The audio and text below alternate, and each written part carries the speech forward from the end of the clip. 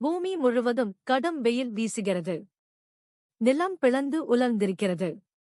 அந்த வெப்பத்தில் நடுவே இருந்த பேரிக்காய் மரம் மெதுவாக காய்ந்து போகிறது.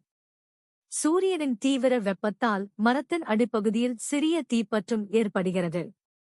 மகா கழுகின் உதவி. வானத்தில் உயரமாக பறந்து கொண்டிருந்த ஒரு மகா கழுகு தூரத்தில் புகை எழுவது காண்கிறது.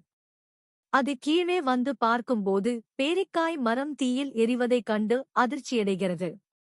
அந்த மகா கழுகு தனது பெரிய சிறகுகளால் தீயை அடக்குகிறது. அது அருகிலிருந்த ஏரியில் இருந்து தண்ணீர் கொண்டு வந்து தன் வாய் மற்றும் நகங்களில் நிறுத்தி மரத்தின் மீது ஊற்றி குளிர்விக்கிறது.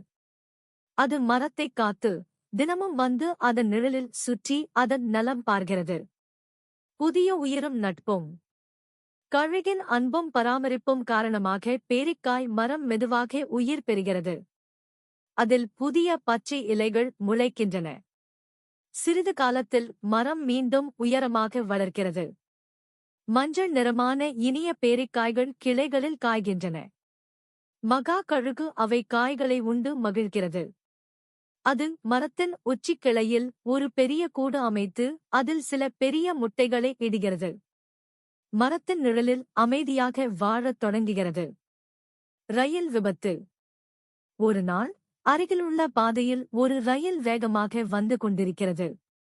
அது மரத்தை நோக்கி நேராக வந்ததை மகா கழுகு காண்கிறது. அது தன் பெரிய சிறகுகளை விரித்து ரயிலின் முன் பறந்து அதை நிறுத்த முயல்கிறது. ஆனால் ரயில் தடுக்க முடியாமல் நேராக வந்து மரத்தை மோதுகிறது. மரம் முழுவதும் நொறுங்கி விழுகிறது. கூடு உடைந்து கீழே விழ முட்டைகள் மண்ணில் சிதறிப் போகின்றன. மீண்டும் பிறக்கும் நம்பிக்கை. அடுத்த நாள் காலையில் அந்த உடைந்த மரத்தின் வேர் பகுதிகளில் இருந்து ஒரு புதிய பேரிக்காய் செடி முளைக்கிறது. அதன் சிறிய பச்சை இலைகள் காலை வெளிச்சத்தில் ஒளிர்கின்றன. சிறிது காலத்தில் அதிலும் மீண்டும் சிறிய பழங்கள் காய்கின்றன. ஆனால் அருகிலுள்ள பாறையில் அமர்ந்திருந்த மகா கழுகு அந்த செடியை நோக்கி சோகமாக பார்க்கிறது.